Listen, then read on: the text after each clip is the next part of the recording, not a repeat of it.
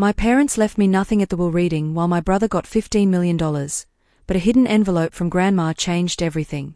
The words hit me like a physical blow, each syllable a knife twisting deeper into my chest. You're strong enough to make your own way, Anna.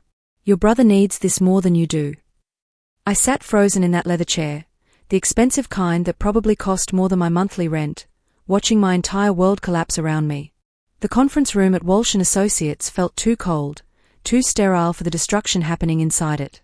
My mother's perfectly manicured hands rested on the mahogany table, her diamond rings catching the light as she explained, so calmly, so matter-of-factly, why my older brother Cameron was receiving $15 million of what should have been our shared inheritance, while I was getting nothing but empty praise for my independence. My name is Anna Monroe, and I'm 27 years old. For the past 3 years, I've been grinding away as a marketing coordinator at Riverside Financial in Denver, Colorado. Every morning, I wake up in my tiny studio apartment in Capitol Hill, the one where I can touch both walls if I stand in the middle, and convince myself that hard work eventually pays off. That my parents noticed my sacrifices, my determination, my refusal to ask them for help when Cameron called them crying about his latest business disaster. Sitting in that lawyer's office, watching attorney Benjamin Walsh slide documents across the table to my brother, I realized how spectacularly naive I'd been about my place in this family. The reading had started normally enough. Attorney Walsh had called us together to discuss my parents' living estate distribution. Apparently, they wanted to hand out their money while they could still watch how it was spent. My mother, Patricia Monroe, sat ramrod straight in her cream Chanel suit, the one she wore to charity galas and country club luncheons. My father, Howard Monroe, kept adjusting his tie, his silver hair gleaming under the fluorescent lights. Everything about them screamed old money and careful planning. Everything except this decision. Cameron has been struggling with his bistro, my mother said, using that particular tone she reserved exclusively for my brother, the one that made every failure sound like a tragic misfortune rather than a consequence of poor choices. The pandemic hit the restaurant industry so hard, sweetheart. He needs this investment to get back on his feet. You understand, don't you? I stared at her, my throat so tight I could barely breathe. Cameron's struggling bistro was his third failed business venture in 5 years. Each time, our parents had swooped in like financial superheroes, convinced that this time, would be different. That their golden boy just needed one more chance to prove himself. Meanwhile, I'd paid my own way through the University of Colorado, worked 2 jobs, one as a barista, one as a late-night Uber driver, to afford my cramped apartment, and never asked them for a single dollar. Not one. What about my share? The words came out barely above a whisper, my voice sounding small and defeated even to my own ears. My father leaned forward, his expression gentle in that patronizing way that made my skin crawl. Anna, honey, you've always been so independent. So capable. Look at everything you've accomplished completely on your own. He spread his hands as if presenting evidence of my success. Cameron needs guidance, support, a helping hand. But you? You're strong enough to build your own fortune. Strong enough. Those 2 words felt like a slap across the face. As if my strength was somehow a character flaw. As if being responsible and self-reliant meant I deserved less love, less consideration, less acknowledgement that I was their daughter too. Cameron shifted in his seat beside me, his expensive Italian leather shoes, probably paid for by our parents, making soft sounds against the carpet. But he didn't speak up. He never did when it came to their obvious favoritism. He just sat there, accepting their money, accepting their excuses, accepting a future built on advantages I'd never been offered. Attorney Walsh began explaining the technical details of the transfer, tax implications, trust structures, investment accounts. His voice became background noise as something cold and hard settled in my chest, right behind my ribs where my heart used to be. This wasn't just about money. This was about a lifetime of being overlooked. Of having my achievements treated as expected, while Cameron's failures were framed as learning experiences. Of being told I was too strong to need support, while he was too fragile to survive without it. The air conditioning hummed overhead, but I felt hot with disbelief and growing rage. Something was very wrong with this picture, and every instinct I had screamed that this wasn't the end of the story. Growing up, I'd always known Cameron and I were different. Where he was charismatic and charming, always the center of attention at family gatherings, I was quiet and observant, more comfortable with books than people. Where he took wild risks and dreamed of being the next celebrity chef with a restaurant empire, I planned methodically, setting realistic goals and working steadily toward them. Our parents had always framed these differences as complementary, the dreamer and the doer, they'd called us. But sitting in that conference room, I finally understood they'd been keeping score all along. And Cameron had been winning since birth. He was 31 now, 4 years older than me, and he'd been the golden child from the moment he drew his first breath. When he'd barely scraped through high school with a 2.3 GPA, my parents hired expensive tutors and threw a graduation party that cost more than a car. When I earned a full academic scholarship to CU Boulder, enough money to cover tuition, housing, and books for 4 years, my mother had smiled politely and reminded me to visit home more often. The pattern had continued into adulthood with depressing consistency. Cameron's failed ventures were valuable learning experiences. My steady climb at Riverside Financial was simply what they expected from me. When he'd lost $60,000 on a food truck venture that lasted exactly 4 months, my parents had consoled him over expensive dinners and helped him pivot to his next idea. When I'd been promoted to senior coordinator last year, a position I'd worked 70-hour weeks to earn, my mother had spent our celebratory phone call worrying about Cameron's failing bistro instead. I thought about my grandmother, Rose Monroe, who had passed away 6 months ago. She'd been the one person in our family who truly saw me, who celebrated my successes without qualification and encouraged my ambitions without reservation. While my parents obsessed over Cameron's latest crisis, Grandma Rose would pull me aside at family dinners. "Your strength is a gift, Anna," she'd whisper, her weathered hands warm around mine. "Don't you ever let anyone convince you otherwise. Independence isn't a consolation prize, it's power." She'd lived with us during my teenage years after Grandpa passed away, and I'd spent countless hours in her room, listening to her stories about building her own life through determination and smart choices. She'd been a successful real estate investor back in the 70s and 80s, though she was always modest about her achievements. Most of the family didn't even know the full extent of what she'd built. I'd assumed her wisdom and encouragement were her legacy to me. The life lessons, the values, the backbone she'd helped me develop. But sitting in that lawyer's office, I wondered if there was something more. Attorney Walsh was still droning on about financial arrangements when something nagged at the back of my mind, a memory trying to surface through the fog of shock and betrayal. Grandma Rose had been meticulous about her affairs, obsessively organized. I remembered her sitting at our kitchen table months before she died, reviewing documents with Attorney Walsh during his house calls, always mentioning arrangements she was updating. It seemed strange that someone so careful, so deliberate about every detail of her life, would leave everything to chance or to my parents' discretion. I glanced around the room, noting how my parents avoided making eye contact with me, while Cameron studied his hands like they were the most fascinating things he'd ever seen. The whole situation felt rehearsed, orchestrated. Like they'd discussed this scenario dozens of times before, working out exactly what they'd say, how they'd justify their decision. My mother kept checking her rose gold watch, the Cartier one Cameron had given her for her birthday, probably using money they'd loaned him. My father drummed his fingers against the polished table, a nervous habit he'd never broken despite years of my mother's corrections. "Is that everything?"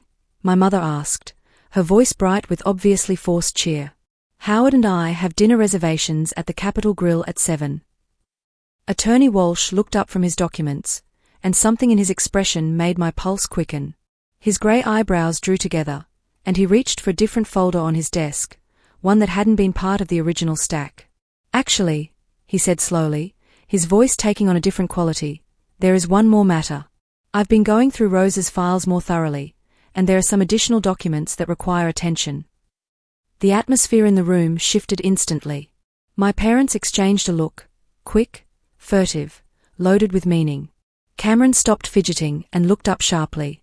Even the air conditioning seemed to quiet, as if the building itself was holding its breath. Attorney Walsh reached for a manila folder, thick and well-worn, with my grandmother's distinctive handwriting across the tab. My heart started hammering against my ribs. Whatever was in that folder, my parents clearly hadn't expected it. Attorney Walsh opened the folder with deliberate care, his movements slow and precise. Professional. I noticed his hands were completely steady, unlike mine, which had started trembling in my lap. "I need to apologize for the oversight," he said, meeting my eyes directly for the first time since we'd sat down. But Rose left very specific instructions about timing that I'm only now fully understanding. She was quite insistent that certain documents not be revealed until after the initial reading. Until after Patricia and Howard had made their intentions regarding the family inheritance absolutely clear. My mother's face had gone pale beneath her expertly applied makeup. What kind of documents?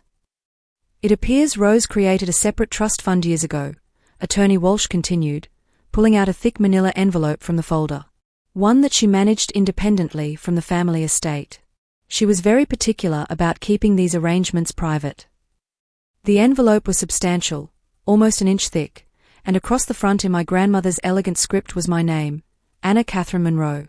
This envelope, Attorney Walsh said, holding it up, is specifically addressed to Anna, with instructions that it be opened only in my presence and only after Patricia and Howard had made their distribution decisions clear. My hands shook as I reached across the table. The weight of the envelope surprised me, heavy with documents and what felt like other items tucked inside.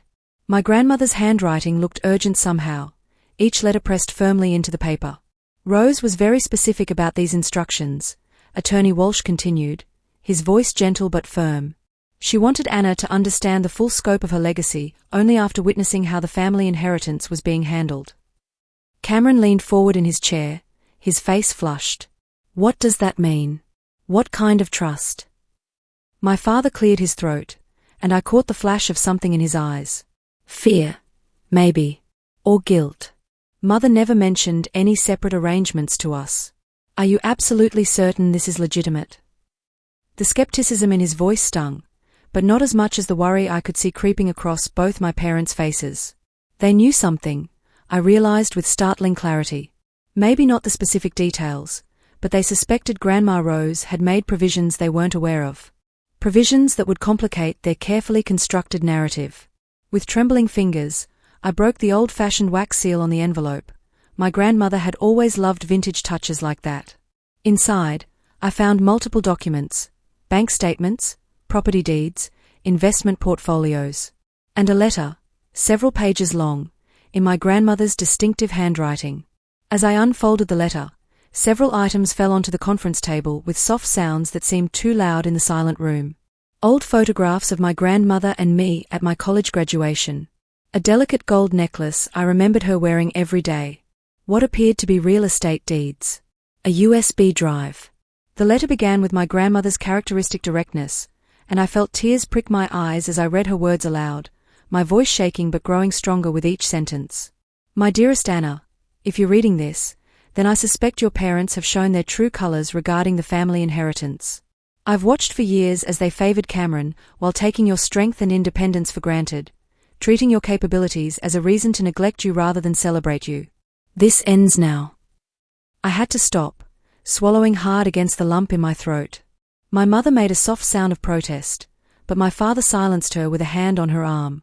25 years ago, I continued reading, I established a trust fund in your name, funded initially with money from my first real estate investments and grown through careful management over the decades. Additionally, I'm leaving you my properties in Seattle, the apartment complex I purchased in 1988 and the commercial building downtown that I renovated in 1995. The current value of these assets exceeds $8 million. The silence in the room was absolute.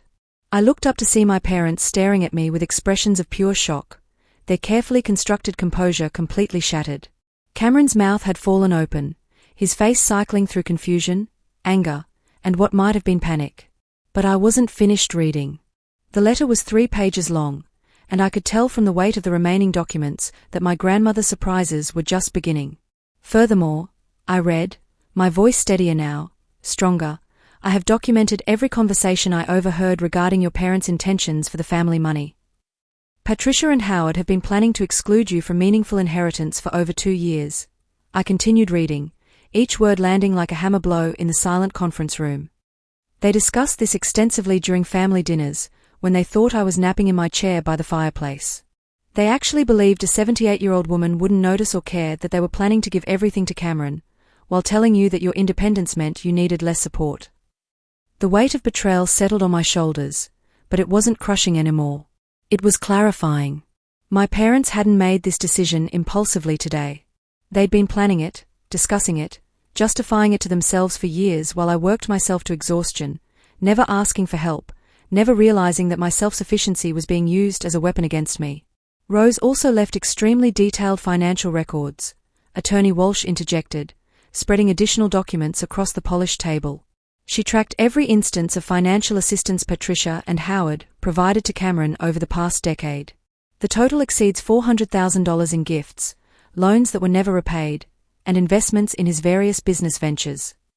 $400,000. The number hit me like a physical blow. While I'd been eating ramen noodles and working double shifts, while I'd been declining girls' trips because I couldn't afford the plane ticket, while I'd been wearing the same interview suit for 3 years because new clothes weren't in the budget, my parents had given my brother nearly $500,000. My father's face had turned an alarming shade of red. Mother had no business keeping track of our private family matters. What we chose to do with our own money. Actually, Attorney Walsh interrupted calmly, his professional composure never wavering, she had every business tracking how her own contributions to the family were being distributed. It seems Rose provided significant financial support to your household over the years, money she gave you with the explicit understanding that it would benefit both of your children equally. What? The word escaped my lips before I could stop it. Attorney Walsh slid another document toward me. Your grandmother contributed substantially to your parents' lifestyle. This ledger shows nearly $2 million transferred to Patricia and Howard over the past 15 years. $2 million. From my grandmother. To my parents. I looked up at my mother, who had pressed her lips into a thin line and was staring at the table. Is this true? You took money from Grandma Rose, money she gave you for both of us, and you used it only for Cameron. The silence stretched until my father finally spoke, his voice defensive and slightly aggressive. Your grandmother was generous with our family, yes. But we used that money for household expenses, home improvements, family emergencies. We had every right. Cameron's third failed restaurant isn't a family emergency, I said, my voice sharper than I'd ever used with my parents. His bad investments aren't household expenses. You took money meant for both of us and funneled it all to him. Cameron finally found his voice, and hearing him speak made my anger burn hotter. Anna, you don't understand how difficult it's been for me. The restaurant industry is incredibly competitive, and I've been trying to build something meaningful. With resources that should have been shared equally, I shot back. With money that wasn't even yours to take. Attorney Walsh cleared his throat, drawing our attention back to him. There's more in Rose's documentation that Anna should see. She hired a private investigator 6 months before her death to verify her suspicions about the family financial arrangements. He handed me another thick folder, this one marked confidential investigation in official stamped letters. Inside were photographs, bank records, detailed reports tracking money flows within our family, like a forensic accountant preparing for trial. The investigator had documented every check my parents had written to Cameron, every wire transfer, every paid credit card bill, every debt they'd quietly forgiven. The numbers were staggering. Over the past 5 years alone, Cameron had received nearly $300,000 in direct support, not counting the $15 million they were attempting to give him today. Meanwhile, the ledger showed 0 contributions to my education, my living expenses, or my career development. Actually 0. Not a single dollar. The investigator also discovered something particularly interesting about Cameron's current business situation, Attorney Walsh said, his tone carefully neutral, professionally detached. It appears his bistro has actually been profitable for the past 18 months. The financial difficulties he described to your parents were significantly exaggerated. I stared at my brother, watching his face cycle through several emotions before settling on something like resignation. Or maybe just the exhaustion of maintaining a lie for too long. Cameron, I said quietly, is this true? He wouldn't meet my eyes. It's complicated. There were some cash flow issues early on, and I needed capital for expansion plans. So you lied to them. You lied about being in financial trouble. I didn't exactly lie. I just presented the worst-case scenario, emphasized the challenges more than the successes. That's the definition of lying, I said flatly. The betrayal was complete now, the picture finally clear. My parents hadn't just systematically favored Cameron throughout our entire lives. He had actively manipulated them into giving him money he didn't actually need. And they'd been so eager to rescue him, so invested in their narrative of him as the struggling dreamer who needed their support, that they'd never questioned his claims. They'd never asked for proof. Never requested to see actual financial statements. Never wondered why he always needed more money despite supposedly working constantly. My grandmother's letter continued, and I forced myself to keep reading aloud, even though my voice cracked on some of the words. Anna, you are indeed strong enough to make your own way. But that strength should be celebrated, not punished. Being independent doesn't mean you should be abandoned by the people who claim to love you. Use these resources to build the life you deserve. And remember, real love doesn't play favorites. Real love doesn't keep score. Real love doesn't give everything to one child, while telling the other child that getting nothing is somehow a compliment. I folded the letter carefully, my hands steadier now.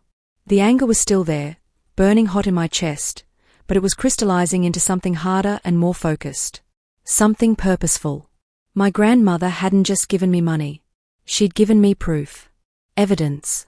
Validation that everything I'd felt, everything I'd suspected about my place in this family, had been absolutely real. I wasn't crazy. I wasn't overly sensitive. I wasn't imagining things. They had actually chosen him over me, again and again, for my entire life. And now I had the documentation to prove it.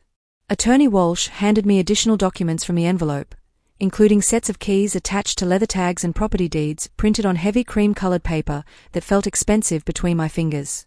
Rose also left specific instructions about how she wanted you to handle this information, he said. She was quite strategic about the timing of these revelations. She wanted you to see exactly who your family was before you learned what she'd built for you. My grandmother had owned more property than I'd ever imagined. The Seattle apartment complex wasn't just a building. It was a 20-unit property in the Capitol Hill neighborhood that generated substantial monthly rental income. The commercial building downtown was leased to a thriving tech company that paid premium rates for the renovated industrial space. But there was more. So much more. A lake house in Coeur d'Alene, Idaho that I'd never even heard of. Financial records showing she'd been quietly investing in technology stocks since the early 90s. Apple, Microsoft, Amazon, long before most people understood what tech would become. Real estate holdings in Portland and Spokane. A diversified investment portfolio that had been carefully managed for decades. The total value of Rose's independent assets, Attorney Walsh said, is approximately $12 million. All of it has been left to you, along with detailed instructions for managing the properties and investments. She also left contact information for her financial advisor, property managers, and a recommended attorney who specializes in real estate law. $12 million. The number didn't feel real. I'd been agonizing over whether I could afford to replace my 10-year-old laptop. I'd been eating peanut butter sandwiches for dinner to save money. I'd been walking to work instead of taking the bus to save $3 a day. And my grandmother had quietly built an empire worth $12 million, then left it all to me. Mother never told us about any of this, my mother said, her voice thin and strained, almost fragile. We had no idea she had so much money set aside. We thought everything would come through the family estate. According to Rose's notes, Attorney Walsh replied, flipping through a leather-bound journal, she tried to discuss her estate planning with you both multiple times over the past few years. But you consistently told her not to worry about it, that you and Howard would handle everything fairly when the time came. She documented each of these conversations, including dates and direct quotes. I remembered those conversations now, fragments of discussions I'd overheard between my parents and grandmother at holiday dinners. They'd always dismissed her concerns about inheritance planning with patronizing smiles, assuring her they understood her wishes without ever actually asking what those wishes were. They treated her like a sweet old lady who worried too much, never realizing she was sharp as a tack and documenting everything. There's something else, Attorney Walsh continued, consulting his notes. Rose documented every major family event for the past decade, including specific conversations about Anna's achievements versus Cameron's struggles. She was particularly troubled by your response to Anna's promotion last year. 8 months ago, I'd been promoted to Senior Marketing Coordinator at Riverside Financial. It had been a significant achievement, a substantial salary increase, expanded responsibilities, my own small team to manage. When I'd called home to share the news, barely able to contain my excitement, My mother had spent exactly 90 seconds congratulating me before shifting the conversation to Cameron's latest crisis. His bistro had been struggling with staffing issues, she'd said. She was so worried about him. Could I maybe lend him some money to help with payroll? I'd actually considered it. That's how conditioned I'd been. Rose specifically noted, Attorney Walsh read from the journal, that Patricia and Howard seemed more concerned about Cameron's temporary staffing difficulties than Anna's permanent career advancement. She found this pattern deeply troubling and indicative of a fundamental unfairness in how they viewed their children's needs and accomplishments. Cameron shifted uncomfortably in his chair. Look, I never explicitly asked them to give me more money than Anna. I just needed help when things got tough. I didn't realize they were keeping score. But you knew, I said, my voice steady and cold. You knew they'd always given you more. You knew every single time they wrote you a check or paid your bills or invested in your businesses. And you never once, not once, suggested that maybe I deserved equal support. You never said, hey Mom and Dad, maybe you should help Anna with her student loans, or maybe Anna could use some help with rent. You just took the money and convinced yourself you deserved it more. You never seemed to need it, he said defensively, finally meeting my eyes.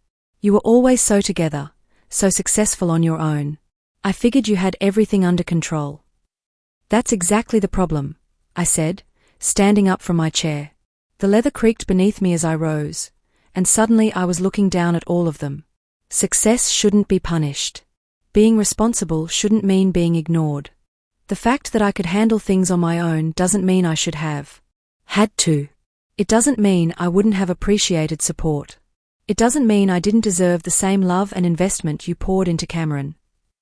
My grandmother's file contained one more surprise, a sealed letter addressed to my parents in her handwriting, with instructions that it be opened only if they contested my inheritance. Attorney Walsh held it up, his expression grave. Rose anticipated that Patricia and Howard might challenge these bequests. She left this letter as her final word on the matter, along with instructions that if any legal challenges are made to Anna's inheritance, certain additional information would be made public. The threat hung in the air, unspoken but clear.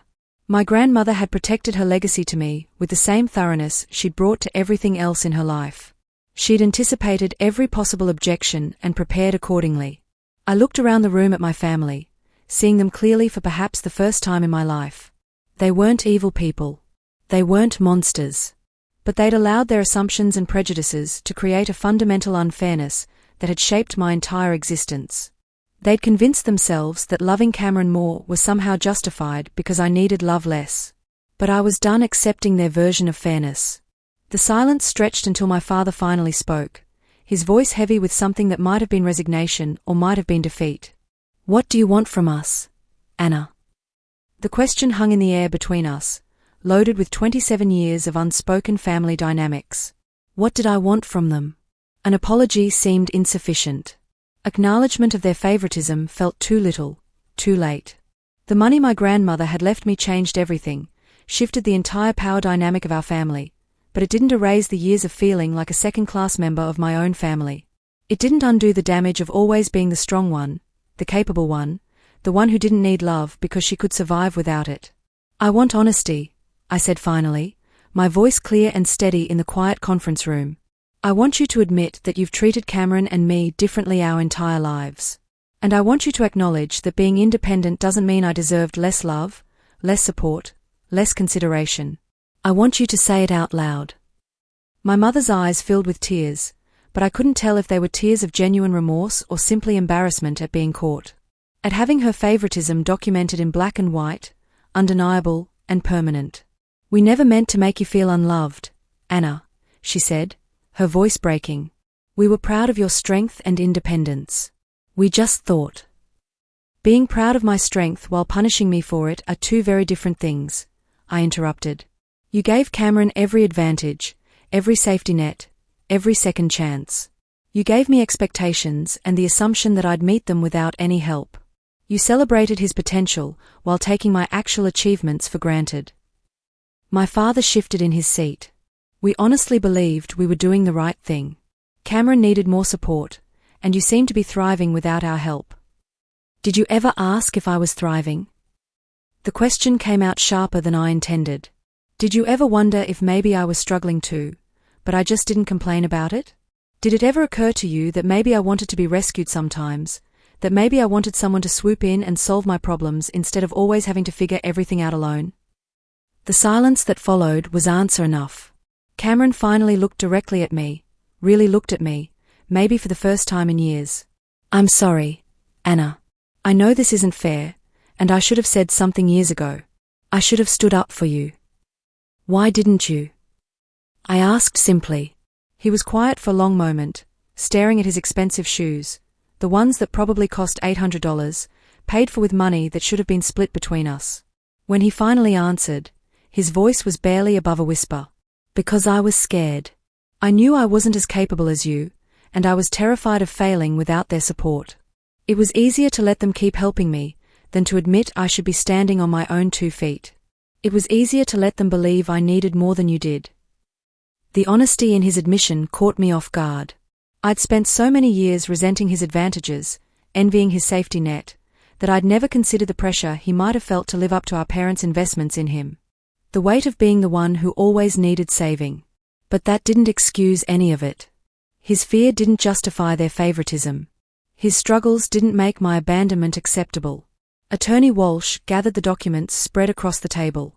Anna, you'll need to make some decisions about how you want to proceed with your grandmother's legacy. The properties require active management, and there are some time-sensitive investment decisions that need attention. I'd recommend meeting with Rose's financial advisor this week. I thought about my cramped studio apartment with its leaky faucet and temperamental heater. About my modest salary at Riverside Financial that barely covered rent and groceries. About the careful budgeting I'd done for years just to make ends meet. The constant stress of one unexpected expense away from financial disaster. My grandmother's inheritance wouldn't just change my financial situation. It would completely transform every possibility in my life. I'll need time to process all of this, I said, carefully gathering my grandmother's documents and tucking them back into the envelope. But I want to make one thing absolutely clear. This doesn't repair our relationship. Trust isn't rebuilt with money or apologies. It's rebuilt with consistent actions over time. My father nodded slowly, something like understanding crossing his face. What would those actions look like? Start by being honest about Cameron's actual situation. If his bistro is profitable, stop treating him like a charity case and start recognizing that independence is a strength, not a character flaw that disqualifies someone from family support. Start seeing your children as individuals with equal value, not as projects that need different levels of investment. I stood up, feeling the weight of my grandmother's envelope in my hands, not just paper and ink, but proof and power and possibility. I'm going to need some time away from all of you to figure out who I am now that I know the truth about everything. Attorney Walsh stood as well, extending his business card. Call my office this week. We'll schedule a follow-up meeting to go through everything in detail. Rose left very specific instructions for you about managing the properties and investments. As I prepared to leave, my mother reached out tentatively, her hand hovering near my arm without quite touching. Anna, will you still come to Sunday dinner this week? We always have Sunday dinner together. I looked at her, then at my father and Cameron, seeing the hope and uncertainty in their faces. They wanted everything to go back to normal, to pretend this hadn't happened, to continue our family traditions as if nothing had fundamentally changed. But everything had changed. I don't know yet, I said honestly. I need time to figure out what our relationship looks like now. What it should look like. Maybe what it should have always looked like. Walking out of that conference room, I felt something I'd never experienced before, the weight of real choices. Not just the choice of which bill to pay first or how many extra shifts to pick up, but fundamental choices about who I wanted to be and how I wanted to live. My grandmother had given me more than financial security. She'd given me the power to determine my own relationship with my family on my own terms. To decide what they needed to do to earn back my trust. To choose whether forgiveness was even possible. The elevator doors closed behind me, and I caught my reflection in the polished brass. I looked the same brown hair, same tired eyes, same discount work clothes, but something fundamental had shifted. I stood differently. Looked at myself differently. For the first time in my life, I didn't have to be strong. I could choose to be strong. And that made all the difference. 3 weeks later, I sat behind the wheel of my newly purchased car, a reliable Honda Accord that I'd bought with cash from my grandmother's trust, and drove through the streets of Seattle to inspect my inherited properties. The apartment complex was even more beautiful than the photographs suggested. A classic brick building in Capitol Hill with character and history, housing 20 units with a waiting list of potential tenants. The property manager, a competent woman named Jennifer who'd worked with my grandmother for 15 years, walked me through the building with obvious pride. Rose was meticulous about maintenance, Jennifer explained as we toured the property. Every unit is updated, every system is modern. She reinvested profits into improvements rather than just taking the income. That's why we have zero vacancy and people willing to wait months for an opening. The commercial building downtown was even more impressive, a renovated warehouse space that buzzed with the energy of the tech company that leased it. The CEO, a woman around my age, greeted me warmly. "Your grandmother was an incredible landlord," she said.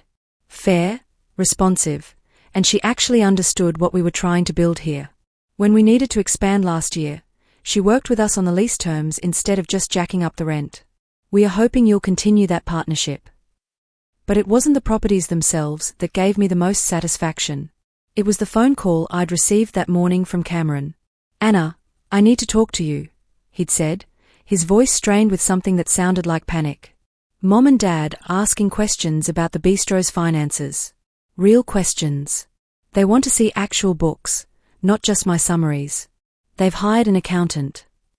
I'd smiled as I'd listened to him explain how our parents had finally started questioning his claims of financial difficulty. They'd hired an accountant to review his business records, the same way my grandmother had hired an investigator to verify her suspicions about our family dynamics. "The truth has a way of coming out," I'd told him calmly. "You spent years taking money you didn't actually need while they convinced themselves I didn't deserve support because I was too strong to need it." The irony wasn't lost on me. My parents had always praised my independence while using it as an excuse to neglect me. Now that independence, backed by my grandmother's careful planning and substantial resources, had given me power they'd never anticipated. I wasn't the struggling daughter anymore, grateful for crumbs of attention. I was a woman with options, with assets, with the ability to walk away. And they knew it. After touring the properties, I met with my grandmother's financial advisor, a sharp woman named Catherine Rodriguez who'd been managing Rose's portfolio for 20 years. "Your grandmother was one of the smartest investors I've ever worked with," Catherine said, spreading detailed reports across her office desk. "She started with almost nothing and built this through patient, strategic choices. She wanted you to understand that wealth isn't about luck or handouts, it's about discipline and vision." We spent 3 hours reviewing investment strategies, property management plans, and long-term financial goals. Catherine had prepared a comprehensive analysis of my grandmother's holdings, complete with projections and recommendations. "The monthly income from your properties alone exceeds $15,000, Catherine explained. "That's after all expenses, property management fees, and tax obligations. The investment portfolio generates additional dividend income. You could easily live off the passive income without touching the principal. $15,000 a month. More than I'd been making in 3 months at Riverside Financial. Your grandmother also left specific suggestions about what you might want to do with these resources," Catherine continued, sliding a handwritten note across the desk. "She hoped you'd use them to build something meaningful, not just accumulate more wealth." The note was in my grandmother's handwriting, and reading it made my eyes sting with unshed tears. "Anna, money is just a tool. Use it to build the life you actually want, not the life you've had to settle for. Support other young women who are working twice as hard for half the recognition. Create opportunities. Make choices based on what brings you joy, not what pays the bills. That's true freedom." I thought about my job at Riverside Financial, the endless meetings and performance reviews and office politics. I'd convinced myself I loved it because I was good at it, because I'd worked so hard to get there. But did I actually love it? Or had I just loved the validation of succeeding at something difficult? "I need to make some changes," I told Catherine. Over the next few weeks, I submitted my resignation at Riverside Financial. My manager was shocked, offering me a promotion and a raise to stay. But I'd already made my decision. I was going to manage my properties full-time, expand my real estate portfolio, and eventually start a foundation to support young women in business. My grandmother had been right. Strength should be celebrated, not punished. Sunday arrived, and I found myself standing on my parents' doorstep for the first time since the will. Reading. I'd spent the morning reviewing financial reports and meeting with an architect about renovating the Coeur d'Alene Lake House. My life had become unrecognizable in the best possible way. "Anna," my mother said, opening the door with a smile that looked more genuine than the forced brightness from before. "I'm so glad you came." The dining room felt different somehow, smaller than I remembered, less intimidating. Cameron was already seated at the table, looking uncomfortable in a way I'd never seen before. My father carved a pot roast at the head of the table, and the scene was achingly familiar yet completely transformed. "How are the properties?" my father asked as we began eating, his tone careful, almost tentative. "Profitable," I said simply. Grandmother was an excellent investor. "We had no idea Mother had accumulated so much wealth," my mother said, a hint of reproach still lingering in her tone. "She always seemed so frugal, so careful with money." "Being frugal is how you accumulate wealth," I replied evenly. She understood the difference between spending money and investing it. Between what you want right now and what you want most. Cameron cleared his throat, setting down his fork with a soft clink. "I wanted to tell you both something. I've decided to pay back the money you gave me from the inheritance. All 15 million. My parents exchanged shocked glances, their expressions almost comical in their surprise. "Cameron, that's not necessary," my father said quickly, already making excuses. "That money was a gift. We wanted to help you." "No, it wasn't a gift," Cameron interrupted firmly, and I felt a flicker of surprise at the steel in his voice. "It was Anna's inheritance that you gave to me instead. She deserves her fair share, and I don't actually need it for the bistro. I've been profitable for over a year. I lied to you about that, and I'm sorry." I watched my parents process this information, seeing them grapple with the reality of their favoritism for perhaps the first time. They'd spent so many years justifying their differential treatment, constructing elaborate narratives about why Cameron needed more and I needed less, that facing the plain truth was clearly painful. "I appreciate the gesture," I told Cameron, meaning it. "But keep the money. Use it to expand the bistro properly, without lying about your financial situation. What I want isn't money, it's honesty about how our family actually works." My mother set down her fork carefully. "What do you mean?" "I mean acknowledging that you've always treated us differently. Not just with money, but with attention, concern, support. Everything. And making conscious choices about whether you want to continue doing that." The conversation continued through dessert, my mother's famous apple pie that suddenly didn't taste quite as good as I remembered. The discussion was tense but necessary, like lancing an infected wound. We began the long, painful process of rebuilding our family relationships on a foundation of truth rather than assumptions and favoritism. In the months that followed, everything changed. Cameron's bistro, stripped of our parents' constant financial safety net, revealed the truth about his management skills. When they finally insisted on seeing actual financial records, hiring that accountant to audit his books, they discovered he'd been inflating expenses and deflating income for years to justify their support. The revelation shattered their trust in him completely. $300,000 in falsified records, my father told me during one of our awkward coffee meetings. He claimed he was paying suppliers who didn't exist. Said he had staffing costs that were completely fabricated. Without their constant bailouts, Cameron was forced to confront years of poor business decisions and financial irresponsibility. The bistro ultimately failed, not because of market conditions or bad luck, but because he'd never learned to operate responsibly. He'd never had to. He moved back in with our parents, taking a job as a line cook at someone else's restaurant while slowly paying back his debts. The golden child, tarnished and struggling. Our parents, meanwhile, faced the consequences of their decades of favoritism. The family relationships they'd taken for granted were permanently altered. They attended therapy sessions, family therapy, individual therapy, trying to understand how their protective treatment of Cameron had actually weakened him, while their challenging treatment of me had been a form of abandonment disguised as confidence. "We thought we were helping him by always being there," my mother confessed during one particularly difficult family session. "We thought we were honoring your strength by letting you struggle alone. Love isn't supposed to be conditional on weakness," I told her. You don't prove you care about someone by only showing up when they're failing. As for me, I used my grandmother's legacy to build something meaningful. I left Riverside Financial to manage my properties full-time, expanding my real estate portfolio with careful, strategic investments. I purchased a small office building in downtown Denver and converted part of it into affordable co-working space for women entrepreneurs. The Rose Monroe Foundation, named after my grandmother, provided grants and mentorship to young women starting their own businesses.